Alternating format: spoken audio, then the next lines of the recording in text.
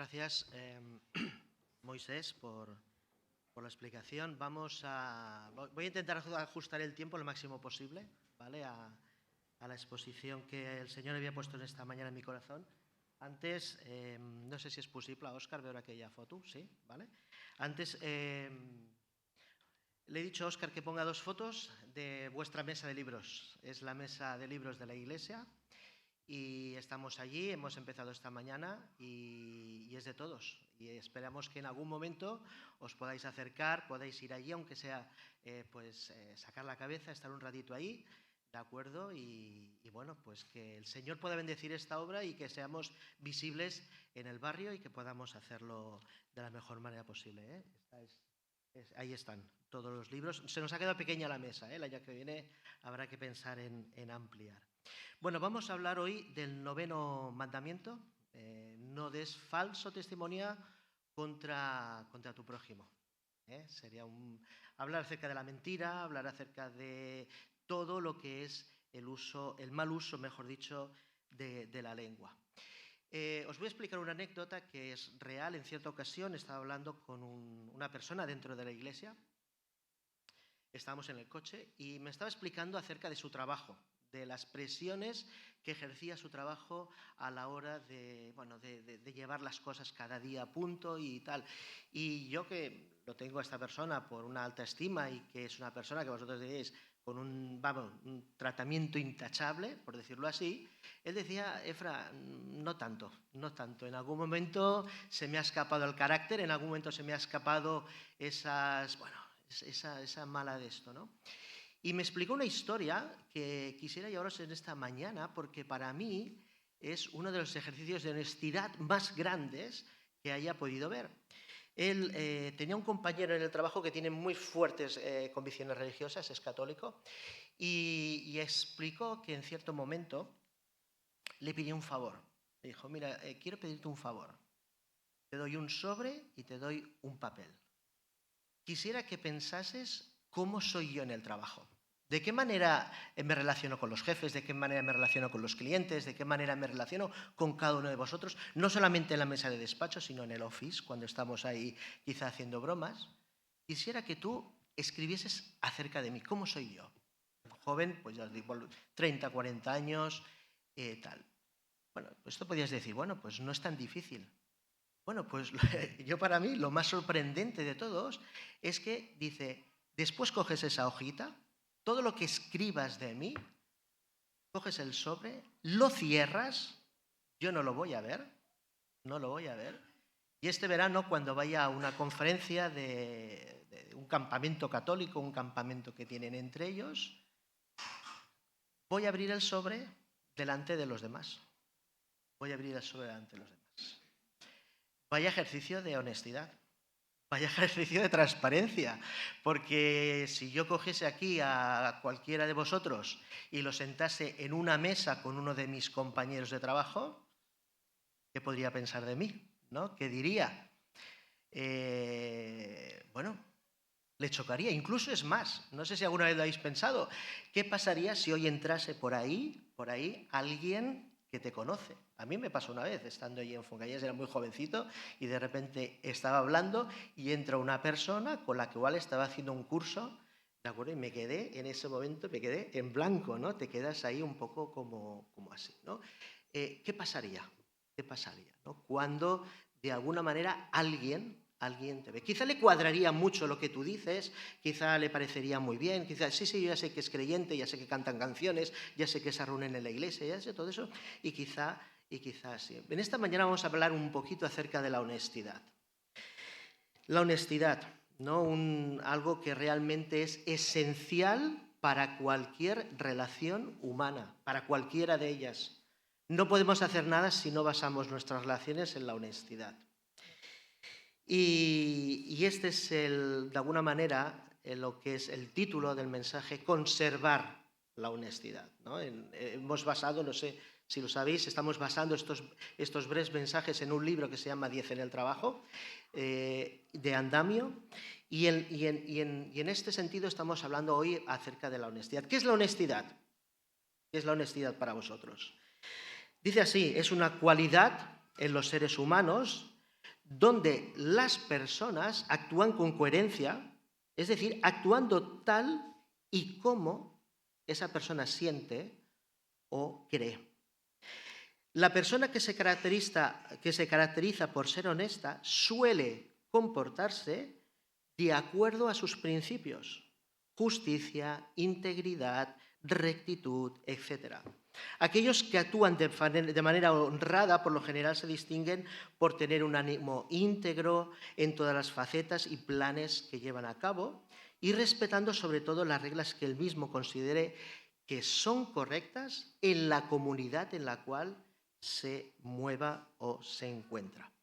A veces hay personas que dicen que son honestas y dicen: yo soy así, yo tengo este carácter, yo soy de esta manera, reacciono así cuando me enfado, hablo de esta manera con los demás porque soy así.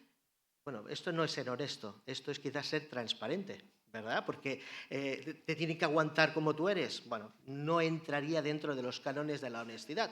Está muy bien que tú seas transparente, está muy bien que tú digas: yo tengo este carácter, las personas, pero no tienen por qué aguantar de la manera que tú reaccionas, no tienen por qué aguantar de la manera que tú les hablas. La persona honesta se comporta honestamente cuando lo hace en función a una verdad. Es como el telesilla, ¿no? Cuando tú vas en el telesilla y te coges a ese telesilla, tú eres empujado por el telesilla que te llevará hasta arriba de la montaña para poder esquiar, pero tú de alguna manera vas cogido a esa guía que te lleva. Bueno, pues la persona honesta es honesta en la medida que se ajusta a esa verdad.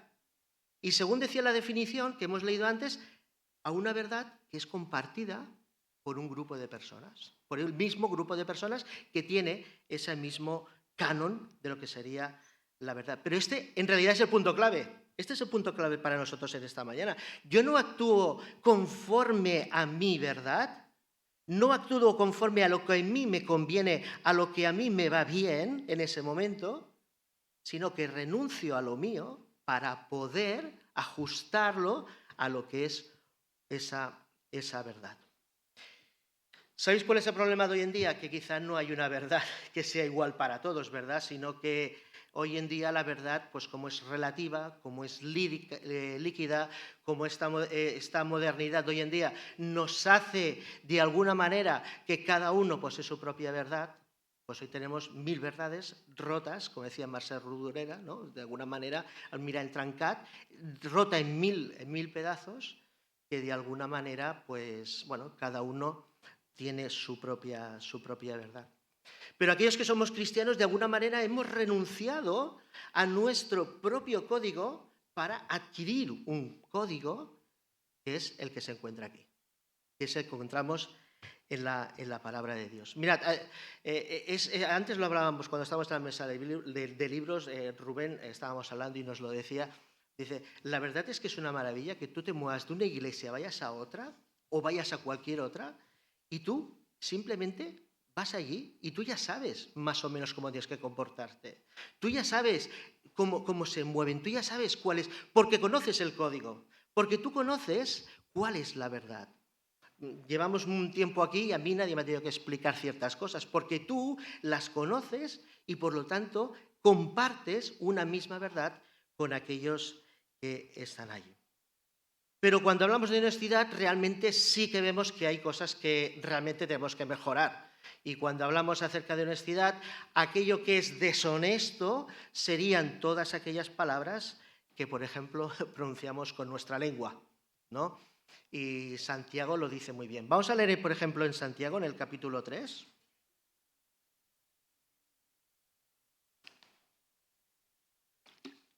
Dice así el versículo número 2, lo voy a leer en la versión internacional. Es cierto que todos cometemos muchos errores, pues si pudiéramos dominar la lengua, seríamos perfectos, capaces de controlarnos en todo sentido. Podemos hacer que un caballo vaya a donde queramos si le ponemos un pequeño freno en la boca. También un pequeño timón hace que un enorme barco gire a donde desee el capitán, por muy fuertes que sean los vientos. De la misma manera, la lengua es algo pequeño que pronuncia grandes discursos. Así también una sola chispa puede incendiar todo un bosque. De todas las partes del cuerpo, la lengua es una llama de fuego, es un mundo entero, en un mundo entero de maldad que corrompe todo el cuerpo. Puede incendiar toda la vida porque el infierno mismo la enciende.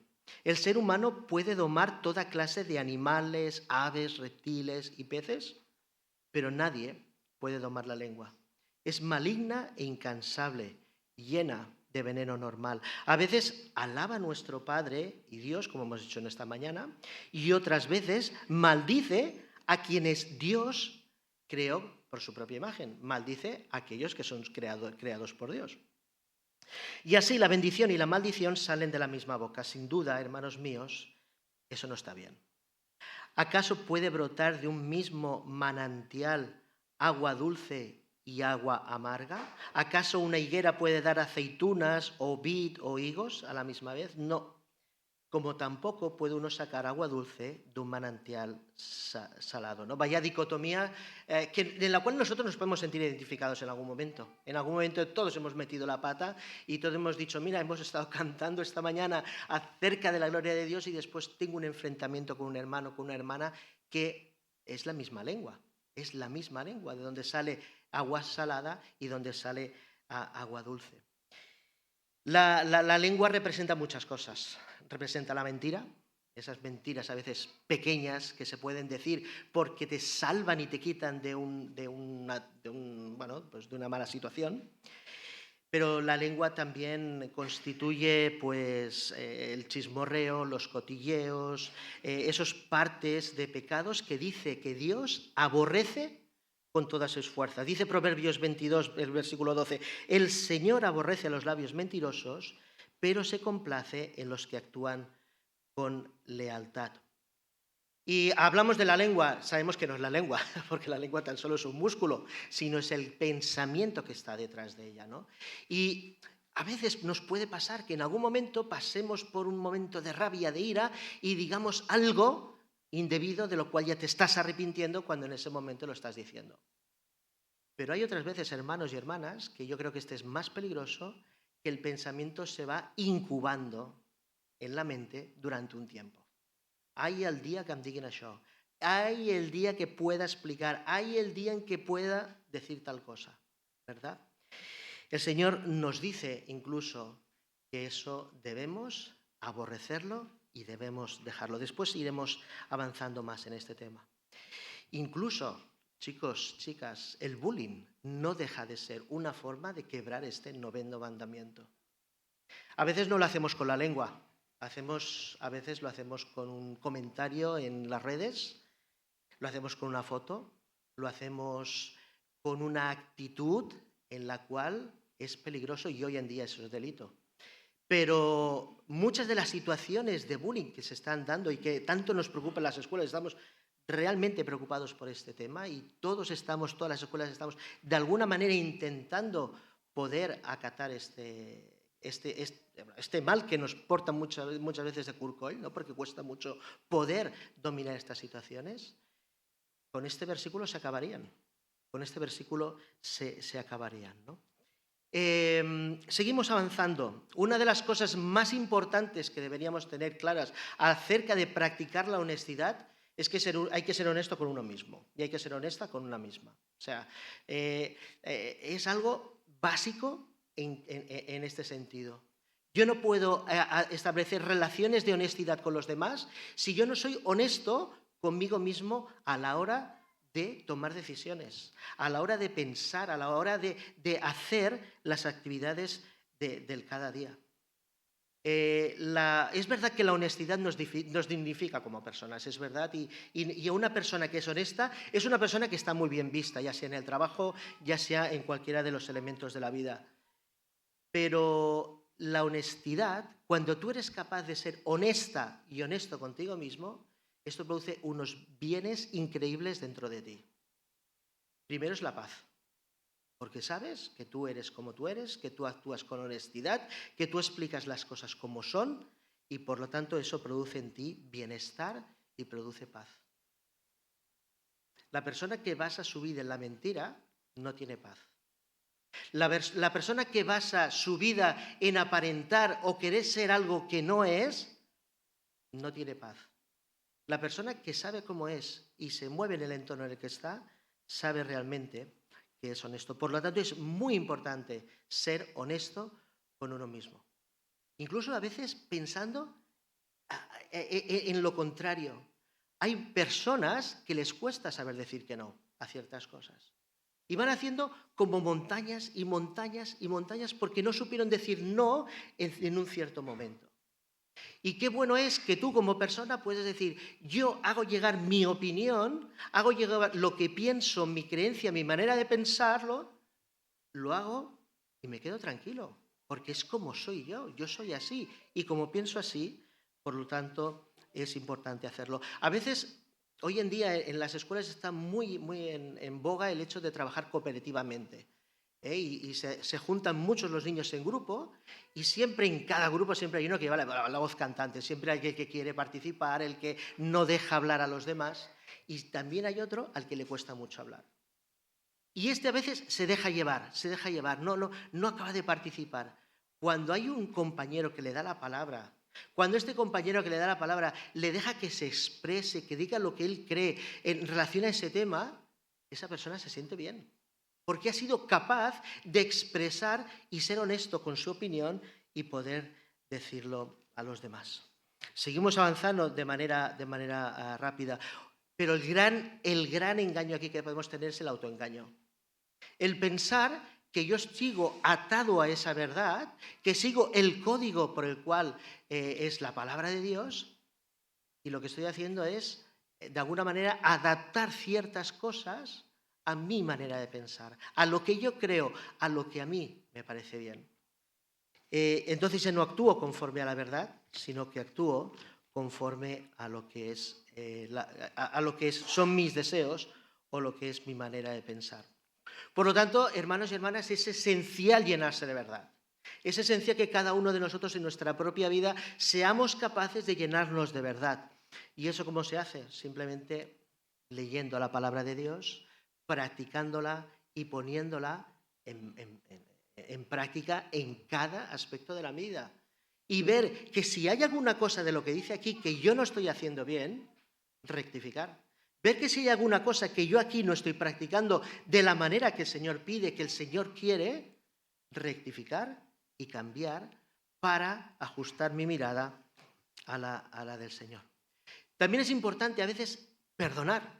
No siempre hacemos las cosas bien. Y hay a veces que algún hermano o alguna hermana nos puede decir alguna cosa, o incluso en el trabajo, como me comentaba este hermano, haber metido la pata, y es bueno decir, bueno, pues hay que saber perdonar y perdonarse también a uno mismo. Tenía apuntado aquí el Salmo 119, no para leerlo todo, pero sí algunos versículos, porque nos habla del valor de la palabra en relación también a la honestidad. Solamente voy a leer algún versículo. Dice el versículo 45, caminaré en libertad porque me he dedicado a tus mandamientos. Cuánto me deleito en tus mandamientos, cuánto los amo, honro y amo tus mandamientos, en tus decretos medito. Muy bien, por lo tanto, una vez hemos conseguido o estamos en ese proceso de poder ser honestos y honestas con uno mismo, es importante también ser honesto con los demás. Es decir, como somos, de manera sencilla, abierta, intentando no hacer daño y hacerlo con amor. A veces tenemos disputas, ¿no?, entre las familias, en la iglesia, con aquellos que tenemos el mismo código, estoy hablando ahora, podemos tener disputas. Hace tiempo escuché una frase que me encantó de un tertuliano que decía que a veces estas disputas deberíamos ponernos más el uno en el puesto del otro, ¿no? Porque dice, de la misma manera que tú ves que la solución de algo es A, el otro con la misma intensidad, con la misma fuerza, con las mismas ganas, con la misma convicción, cree que la solución es B. ¿No? Entonces, ¿qué hacemos? Si uno está convencido que la solución es A y el otro está convencido que la solución es B, bueno, por lo menos hablar, respetar y saber que las cosas, bueno, pues habrá que seguirlas trabajando y habrá que ceder en algunos de esos pasos. Pero ¿cómo actúo en relación con los compañeros del trabajo, de la empresa, cómo actúo en relación, y con esto acabo. Quisiera llevaros a unos versículos de Jeremías. ¿Os acordáis que en los grupos de ayer estamos haciendo el libro de Daniel? Y fijaos cómo en ese pueblo que está, pues bueno, está en un sitio que no tendría que están allí, pero Dios les colocó allí en el cautiverio. Un pueblo va a recibir una carta. El otro día un historiador me dijo una cosa. ¿Tú te has fijado en esto, Efra? Mira, fíjate una cosa. Dice, antes, cuando un pueblo derrotaba a otro, sus dioses se erradicaban. Todos los reyes todos se erradicaban. Dice, y este pueblo, que cree que ha sido derrotado, va a recibir una carta por medio de Jeremías, estando en el cautiverio. Qué hermoso, ¿no? Dios todo el rato está diciendo en el libro de Daniel, yo os coloqué, yo os saqué, yo puse gracia sobre Daniel, yo puse gracia sobre los amigos. Todo el rato es Él quien lo está haciendo todo. Pues fijaos lo que les está diciendo en esa carta. No lo vamos a leer, porque si no se nos va el tiempo. Pero recordad lo que les dice. Vosotros que estáis ahí en el cautiverio, vosotros que estáis ahí, no estéis ahí como diciendo, bueno, son unos años, descansamos y ya pasarán las cosas. No, no, no. Dice, vosotros construid casas, construid las casas. No penséis que vais a estar allí de relax y que vais a estar allí de vacaciones. No, no. No penséis, no, estos son unos pecadores ¡buah, vaya pueblo! Han puesto los utensilios de nuestro Dios, los han puesto ahí con los suyos. Dice, bueno, eso es igual. Vosotros construid casas. O sea, vosotros vuestro sustento de cada día, eso lo tenéis que hacer. No solamente eso, les dice, ahora plantad huertos y comed de su fruto. O sea, trabajad, no os quedéis pensando, a ver, estos ya nos darán, ya haremos. No, no, vosotros y trabajad igual que ellos. Haced las casas como ellos y trabajad como ellos.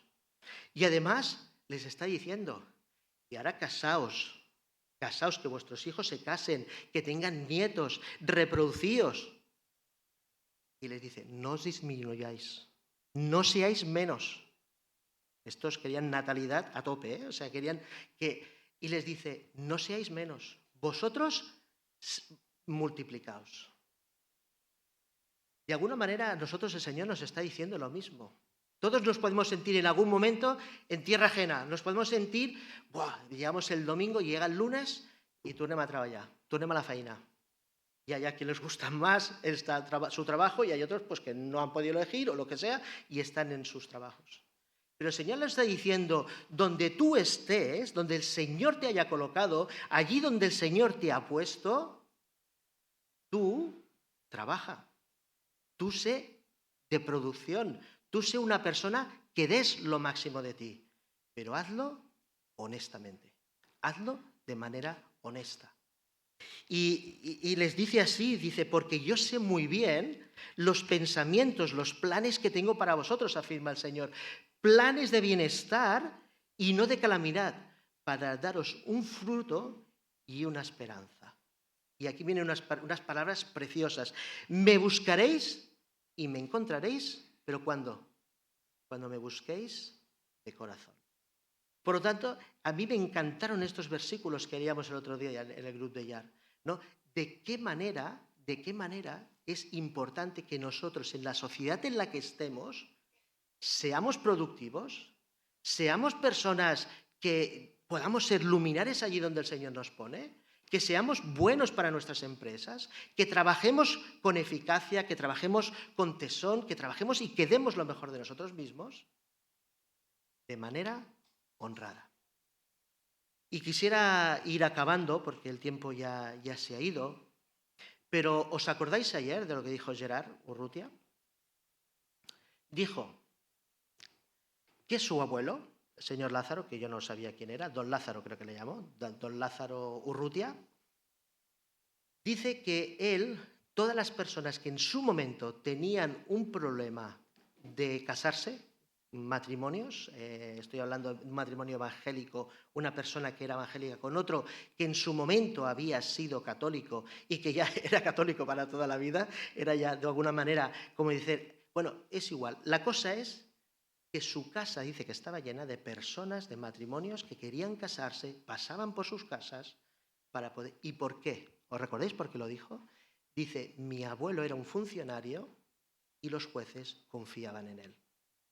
Mi abuelo era funcionario, confiaban en él. ¿Por qué? Dice, porque no participaba del extraperlo, no participaba de la corrupción. Era una persona honesta e íntegra a los ojos del Señor. Y así fue Daniel. Y así fue José. Y así fue Esther. Y así lo fue, años más tarde, uno que era copero del rey. Uno que era copero del rey. Uno que se puso triste porque veía que allí habían quedado algunos campesinos en Jerusalén, que las murallas estaban completamente derruidas, que todo estaba destruido, y se puso triste. El rey vio su rostro y le dijo, ¿qué te pasa, Nehemías? ¿Qué te pasa? La integridad de otro hombre, la honestidad de otro hombre, del cual el rey se podía fiar porque él era el que probaba su copa, si estaba envenenada o no lo estaba. Y tú debes ser el siguiente. Y yo debo ser el siguiente. Allí donde el Señor nos ha colocado, allí donde el Señor nos ha puesto, mañana mismo, lunes, tú eres el escogido para ser íntegro, para ser honesto en las manos del Señor. No quiere decir que seas el santurrón y el que nunca falla. No estamos hablando de eso. Estamos hablando de aquel en los cuales las personas se acercan a ti porque eres honesto y porque la honestidad desarrolla confianza. Y esa confianza como para poder explicar, compartir un problema, poder decir, y quizá eso te dé pie para poder hablar de tu fe. Quizá eso te dé fe, te dé el momento para poder compartir acerca de la palabra del Señor. Así pues, hermanos y hermanas, tal y como nos dijeron ayer las personas que estaban aquí, ellos ya hicieron su momento, en su momento hicieron su obra, ahora nos toca a nosotros, quizá de una manera y en un contexto completamente diferente. Pero tú no dejas de ser un Nehemías, no dejas de ser un José, un Daniel y tantos personajes de la palabra del Señor que en el lugar donde el Señor les colocó, allí son luz para un pueblo que necesita mucho, mucho de su palabra. Que el Señor os bendiga en esta diada, que pueda ser un momento de pensar también. Fijaos que la palabra clave que dice Daniel es que se propuso en su corazón no contaminarse. Y todo empieza en el corazón, todo empieza desde dentro. Es decir, yo cuando me pase esta situación no voy a hacer aquello, voy a hacer. Vamos a orar y así ya nos quedemos despedidos por el día de hoy. Señor, te queremos agradecer por este tiempo en el cual nos ponemos en tus manos y te pedimos para cada hermano, para cada hermana dentro de la Iglesia, Señor, para que de una manera honesta, honrada, nos podemos dirigir en nuestros trabajos, en nuestras familias y en el lugar donde tú nos has colocado para ser luz, Señor. Te pedimos para que tú nos des valentía, integridad y honestidad para poder llevar tu luz allí donde está, Señor. Y te pedimos por la mesa de libros, Señor, que pueda ser un tiempo de bendición. Te damos gracias por los hermanos que han dispuesto su tiempo para prepararlo y para hacerlo. Y te pedimos tu bendición para el resto del día. En nombre de Cristo Jesús. Amén.